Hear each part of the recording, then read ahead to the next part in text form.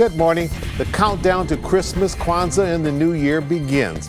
But first, we continue our long-standing Spotlight tradition of having an in-depth end-of-the-year conversation with Michigan's top elected state official. For this journalist, there have been quite a few, Republicans and Democrats, and yes, even last year's virtual interview with the state's number one and number two sitting side by side safely because of the COVID-19 pandemic. The pandemic is still with us, but we're back to an in-person interview. The first one on Spotlight, believe it or not, in nearly 2 years. Governor Gretchen Whitmer is currently the Mitten State's first-term CEO. What's her reaction to the very challenging issues she's had to grapple with during her third year in office? Should you maybe be doing more mandates to get those numbers down? Gun control legislation, trying to get through the Michigan legislature. Any chance of that happening? Have you given too many corporate incentives? If you knew then what you know now, 4 years ago, would you have run for this office? From the IBEW Local 58 Electrical Industry Training Center in Warren, Michigan, we'll look back and a look ahead. It's Sunday, December the 19th. I'm Chuck Stokes, and this is Spotlight.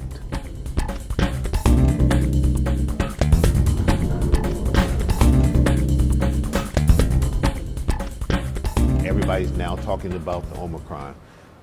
What else can you do, or are you doing, to try to combat that from spreading and surging even more here in the state of Michigan? Well, I think first, it's so important to recognize that our health providers are exhausted, and they have been on the front line of this pandemic for 2 years now, and they are exhausted.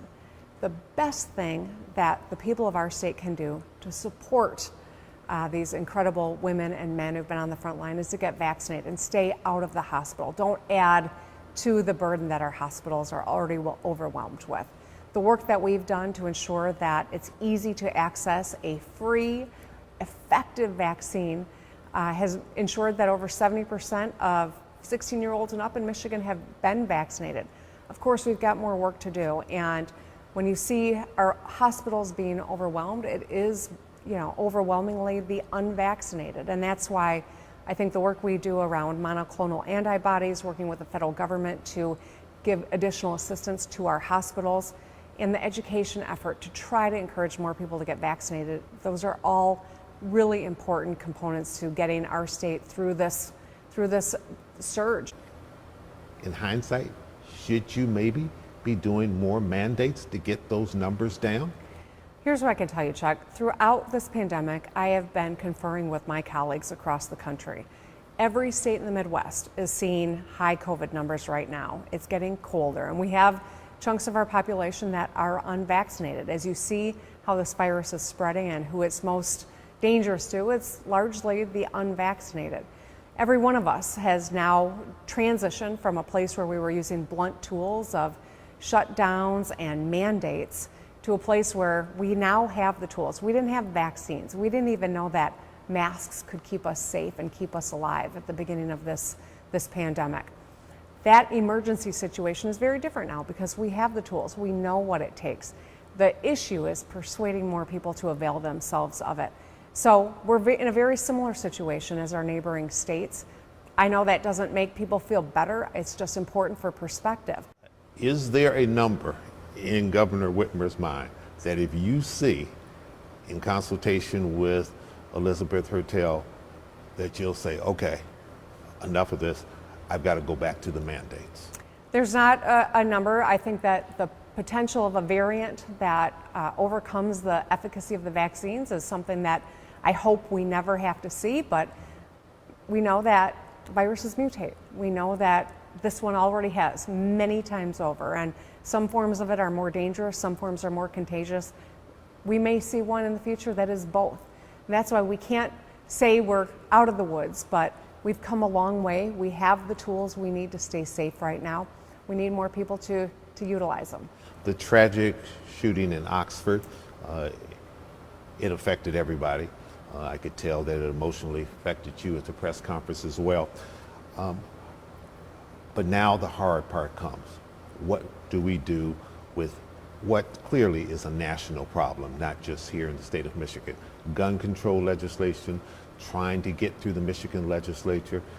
Any chance of that happening?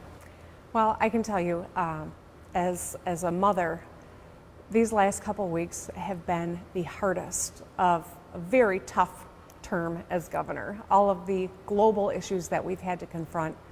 The one that I think has been the most gut-wrenching is the shooting in Oxford, and talking with the parents who lost their children or the parents whose children were traumatized, whether they personally were shot, which many were, or they'll just never be able to walk into school with the confidence again. This is a tragedy that sadly is uniquely American. It's a tragedy that played out long before the pandemic. And I would love to be able to tell all parents that we are going to take steps to make all kids safer through smarter policies when it comes to firearms. I'm interested in having that conversation. I would welcome legislative partnership to get it done. I can't do it alone. I'm going to do my part to try to find some common ground to keep our kids safe in schools. Have you had any significant signs from Senator Shirkey or Ruth Johnson or anybody else that the GOP, the loyal opposition to you, which controls the legislature, both houses, is willing to sit down and have a serious discussion about legislation that could receive bipartisan support? I can tell you, not yet. I will say this though, in the immediate wake of this horrifying scene that played out in Oxford, my focus has been to support the families. My focus has been to support the educators, to support the community. They've asked us to do better, that our kids deserve better. I believe that. And so while we've been responding and supporting families in the immediate aftermath, our work is just beginning to find common ground where we can take some action to keep our kids safe and ensure that our places of education are places where our kids aren't always scanning to figure out how to escape a room, but where they can focus on their education. I'm going to be reaching out to the legislature in the coming days to see if we can start that conversation in earnest. All right, Governor, we need to take a quick little break. We'll come right back and we'll have you reflect back on 2021, the highs and the lows. We'll be right back. Stay with us.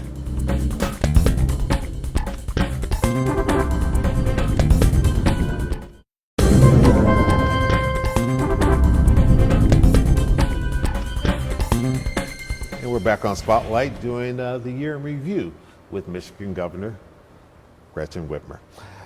Governor, I'm gonna put you in journalistic shoes for just a second. If you were in my job and you had to put a headline to 2021, what would it be? I think it really is a story of us coming together as state government. You know, I'm really proud of the work that we've been able to do with the legislature. It hasn't always been easy.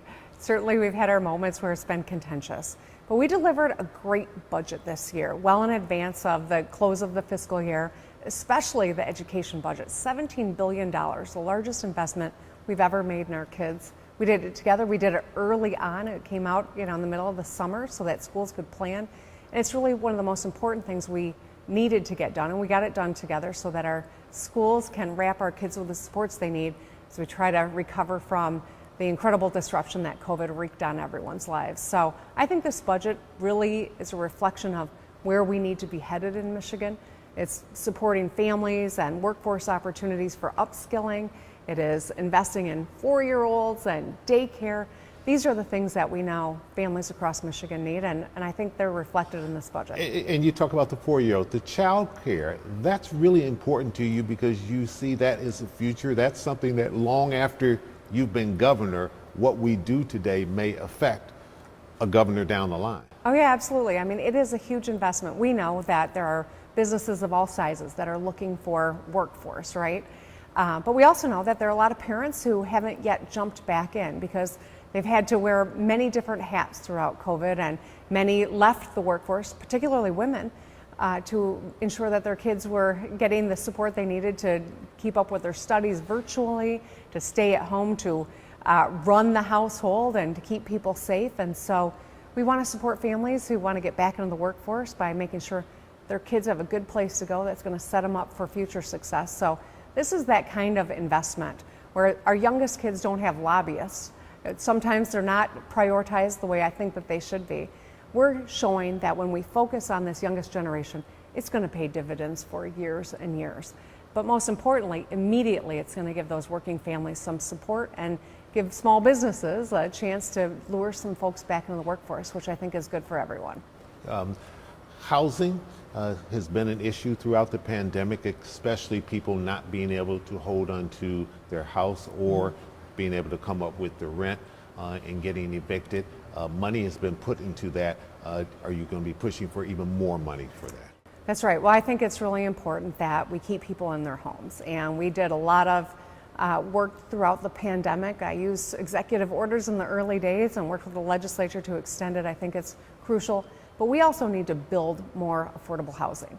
Whether you are in the city of Detroit or in Traverse City up on the kitty corner from Detroit in the Lower Peninsula, this is a fundamental issue that communities all across the state are confronting. And so putting some of these American Rescue Plan dollars into building affordable housing, revamping buildings, bringing them up to code, this is how we can really give some stability to families, create opportunity for the working class, and I think support business that is looking for places for their workforce to reside that's affordable and high quality. You took a tour today. We're here at the IBEW facility out in Warren. Thank you for coming out. So this is our Detroit Electrical Industry Training Center, where we train our next generation of not only licensed journeyman electricians, but sound and communication technicians, residential electricians, and we also train our journeymen here as well. Roderick, where are you in the program? Right now I'm a first year, Okay. But I'm helping restore Detroit actually. Why was it important for you to be able to help showcase this and take these type of tours to go in conjunction with all that you're talking about in terms of creating jobs and training?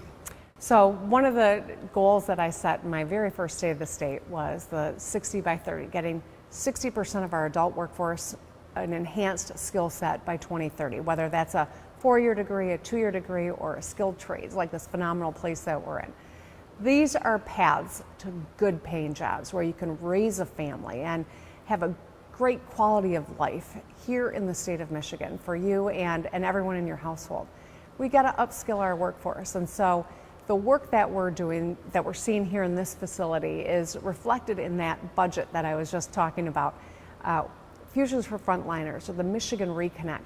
We got 170,000 more Michiganders on a path to an enhanced skill set that'll get them to a better paying job. As we lure investment into Michigan, the top of the mind question is workforce, and that's why this effort that we've been able to get done with the legislature is so crucial, not just for these individuals, but of course that's most important, but also for our ability to boast this concentration of talent that we've always had in Michigan, but that we need as we think about the future of our economy. Have you given too many corporate incentives? Some are calling it corporate welfare. Have you gone too far? No, I think we're just beginning, to be honest. You look at our set of tools in economic development, they pale in comparison to that of other states. We know that one of our big employers in Michigan announced an investment that they were making in another state. Part of it was that Michigan just didn't have the economic tool set to compete. Well, we're changing that. I think it was a moment for us all to say, all right, we got to do better. We can do better. We're up to this challenge. We've got something to offer you can't find anywhere else in the world. We got to have a set of tools that make us competitive, and that's the work that we are just completing with the legislature. I think that we are going to see the fruits of this work in the very near term, and it's going to be exciting, and it will start a conversation nationally that Michigan solves problems, that we can work together, and we're the place to invest. And when Spotlight returns, I'll ask the governor about, remember that phrase? Fix the damn roads. We'll be right back.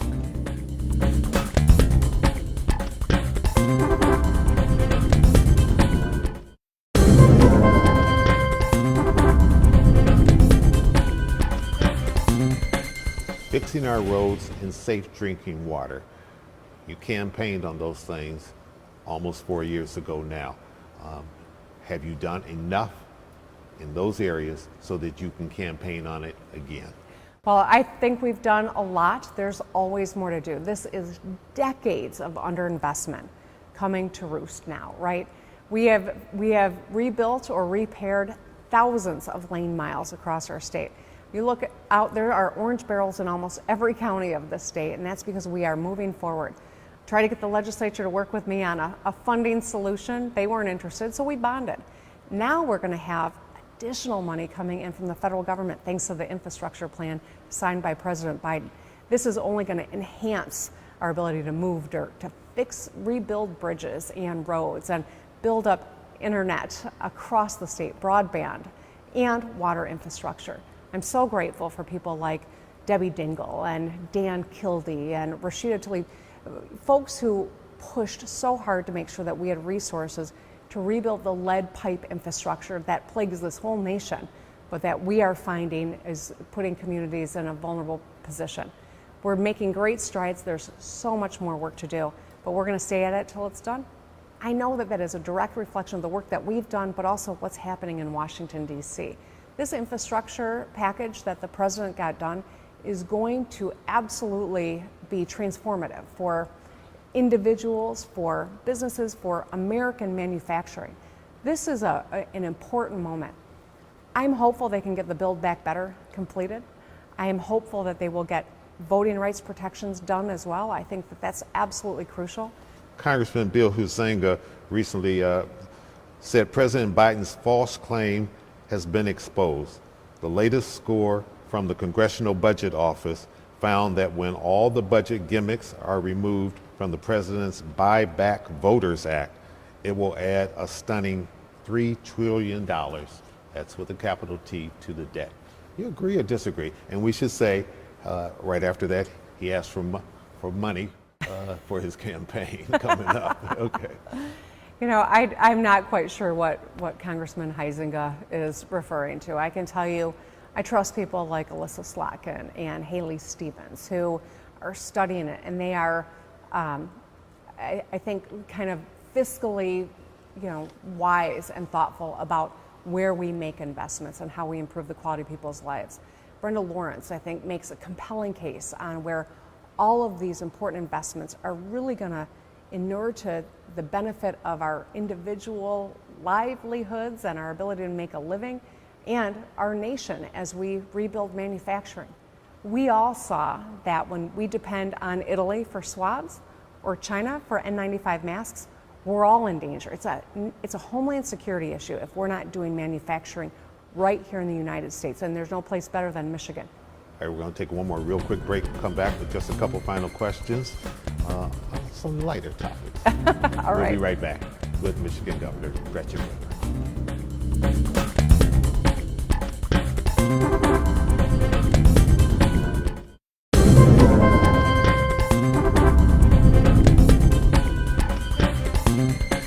2022 gubernatorial election year.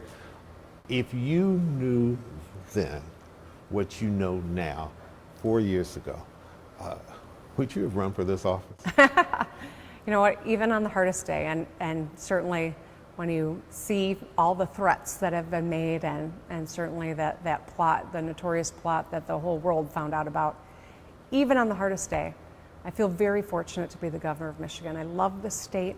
I've always called this state home. I will always call this state home. I want my kids and future generations to feel that way too. We've got important work to do, and I think the policy agenda I want to get accomplished, there's much more to do, and so I'm looking forward, not back. I want my girls to see their mother stand her ground and not be bullied or threatened out of doing what she knows to be the right thing to do.